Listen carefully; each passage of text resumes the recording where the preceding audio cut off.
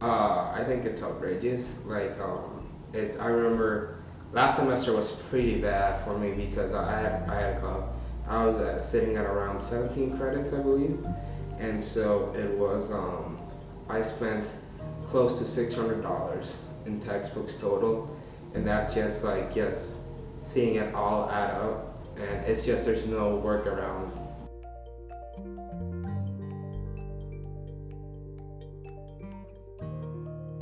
It's loosely that was between 180 and 200, and so the only reason we had to buy a textbook wasn't really because of the material, because thankfully a professor taught the material well, but it was because the homeworks he would give, all the problems would be in the textbook. That was the only reason I had to buy it.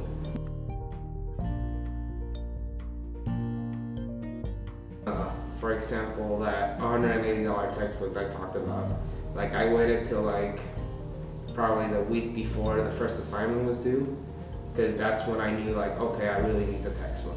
So I think that usually everybody does that, because nobody really trusts the list of the textbook list we all get when we register for classes.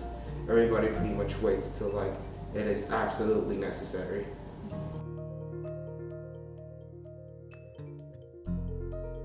Oh yeah, my rent is $350. So to think that 2 to 3 books can cost me a month of rent, that's pretty hard.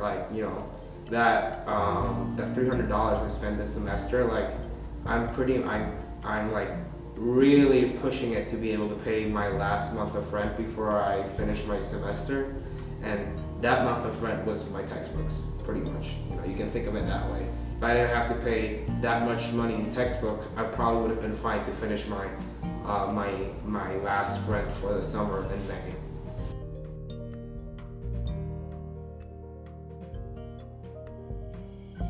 It's happened to me with the textbooks that are sort of highly encouraged but not required.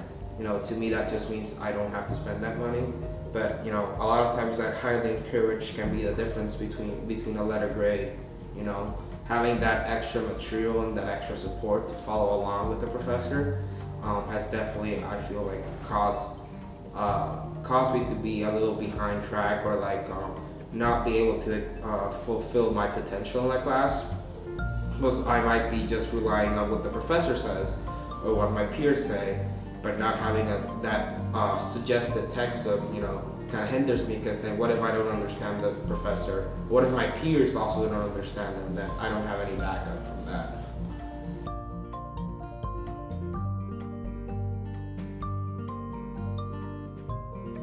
It was for the EE 448, so it's interesting because for 442 it's all circuits and motors. For 442 he required us a textbook, but for 448 he didn't require a textbook, and because he just had his PowerPoint slides, and curiously enough he mentioned at the beginning of the class that he was working on OER. So really honestly, you put those PowerPoint slides in a book and that should be more than fine.